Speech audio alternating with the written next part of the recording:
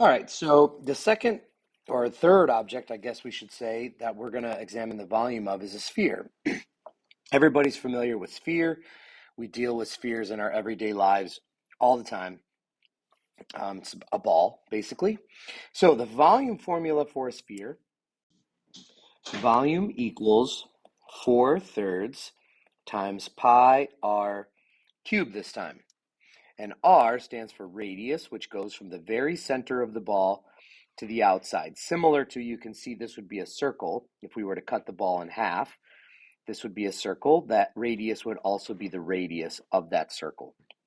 Okay, so applying that formula, we can go ahead and solve for some problems here. So what is the volume to the nearest tenth of a meter of a sphere whose radius measures 5 meters? Okay, so our formula, we notice here that we have a radius of 5, and our formula is 4/3 pi r cubed. And I'm going to put this in my calculator. Well, first I'll substitute in. I would put this in the calculator all at one time. I would do 4/3 using the fraction button, then I would do times pi times phi cubed. I think that would be your best move, and then we're going to round to the nearest tenth. So I'm going to go ahead and put that in my calculator. You do the same thing. Okay, so when I put this in my calculator, I got 523.5987, and so rounding that to the nearest tenth, 523.6 meters cubed. Okay, and let's do one more problem.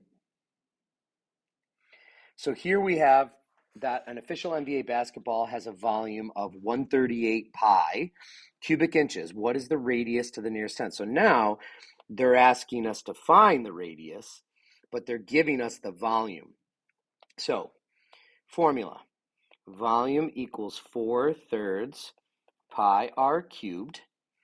They're telling us that the volume is 138 pi, so I'm going to plug that in for V, and that equals 4/3 pi r cubed. And now I just need to solve for r. First thing is because pi is on both sides of the equation, I can actually divide it out of both sides and just simplify things. Okay, so now I have 138 equals 4/3 r cubed. Okay, next thing I would do is I would divide both sides by 4/3. Okay, and I'm going to put that in my calculator. Make sure you're careful how you type that in. You should end up with 103.5 for your r cubed.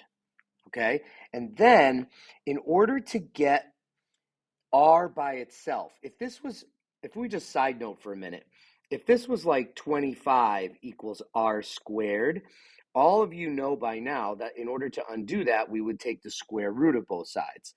Well, it's a very similar thing when it's something being cubed. It's just instead of taking the square root, we're going to take the cube root. Okay, so we're actually going to take, and it's written like this. It's a square root symbol with a little 3 in the corner like that. Okay, and then you find that button on your calculator, and you can take the cube root of 103.5. So if you need help with the calculator for this, I can't show you a picture of it, but I can talk you through it.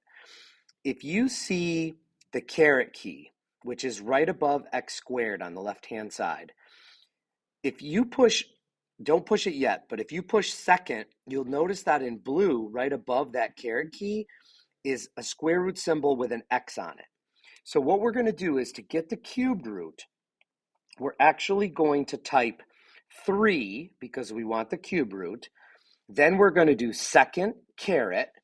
That tells it to do the cube root, the third root, and then we're going to do 103.5. And if you put that in your calculator correctly, you should get 4.695.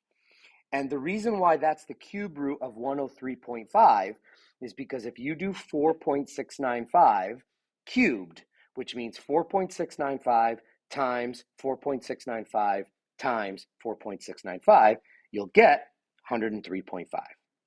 That's what cubed root means. What times itself gives you that number. Okay, it says it wants us to round to the nearest tenth, or I'm sorry, nearest inch, which means nearest whole number.